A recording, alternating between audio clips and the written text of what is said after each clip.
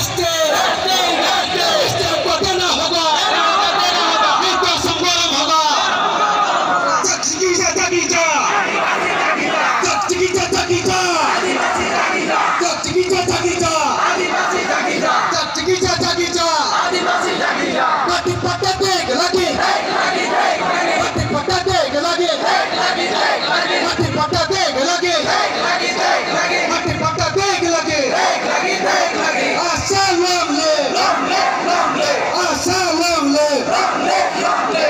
धन्यवाद। और जब डिस्टेंस में उठते हैं तो आपको सबको अनुरोध जाना थी हमें आदिवासी के लिए ये किया, वो किया, ये किया, क्या किया है? आज जो इतना काम करता है बोले বা सरकार एमाने काम करले হয় আমার মানুষ আজিও কিও ভিক ভাঙা নিচিনা থাকিব লগা হৈ আছে। আমার মানুষ আজিও এটা ভাল স্কুলত পঢ়িব নোৱাৰে কিয়? আমাৰ মানুষ আজিও এটা ভাল প্ৰফেশনাল স্টাডিজৰ কাৰণে যাব নোৱাৰে কিয়? কিয়? আমাৰ মানুষ কি পঢ়াত বেয়া আছে নেকি? আমাৰ মানুষ পঢ়াত বেয়া নাই।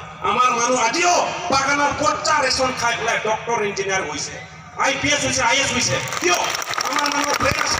কিন্তু আমার মানুষ আপনাদের পলিটিক্স, আপনাদের রাজনীতি আমার মানব বিপ্লব করে রাখছে। আপনাদের ভাবে সরকারে ভাবে এই জনগোষ্ঠীক মাত্র বাগানত রাখলেন, বাগানত মাত্র 5 চুলা কাম করাবা দিন, এটাই ভাবিছে নাকি?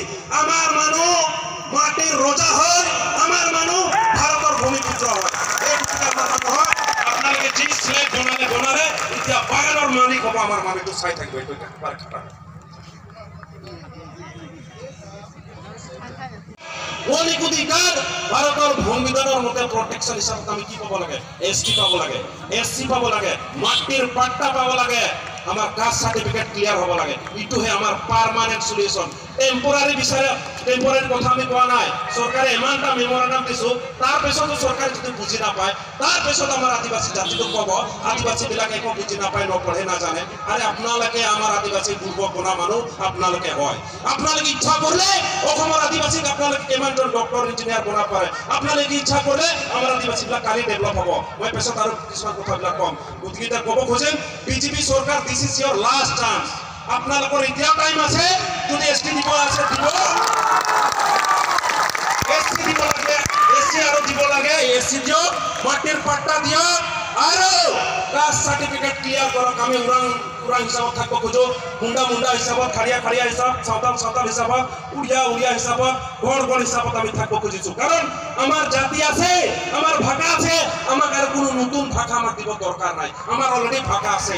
এইটো কাৰণে ক'ব খোজে এক শিডিউলত আমার এতিয়াও সাঁওতাল ভাষা, উড়িয়া ভাষা রেকগনাইজ এক শিডিউলত। আর এই শিডিউলৰ কথা মই ক'ব নালাগে, ভাৰতেৰ সংবিধানত আপোনালোকে চাই আহিব আমাৰ আদিবাসীৰ ভাষা, উড়িয়া আৰু সাঁওতাল ভাষা ৰেকগনাইজ।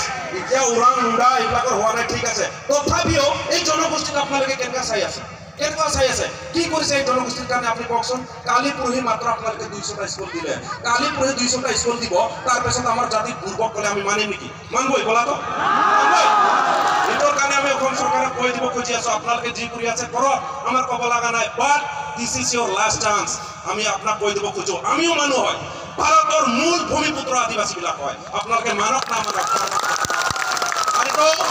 এই কথা মই কোৱা নাই, এই কথা ভাৰতৰ সংবিধানে কৈ আছে। এইটোৰ কাৰণে ক'ব খোজে আজি অসমত থকা উৰাং মুণ্ডা, সাঁওতাল, খাৰিয়া, উড়িয়াবিলাক প্ৰটেকশ্যনত নাই, মৌলিক অধিকাৰ পোৱা নাই। এইটোৰ কাৰণে আমি ক'ব খুজি আছো আপোনালোকে সকলোকে অট'নমাছ কাউন্সিল দিলে, এতিয়া আমাকো অট'নমাছ কাউন্সিল লাগিব। এইটো আমাক খাটা অট'নমাছ কাউন্সিল আমাৰ আদিবাসীক নিদিয়ে, তেতিয়াহ'লে অসমত থকা চিফ মিনিষ্টাৰ তথা হেমন্ত বিশ্ব শৰ্মাক আমি শান্তিত থাকবা নিদিম। একে খাটাং কথা। ধন্যবাদ।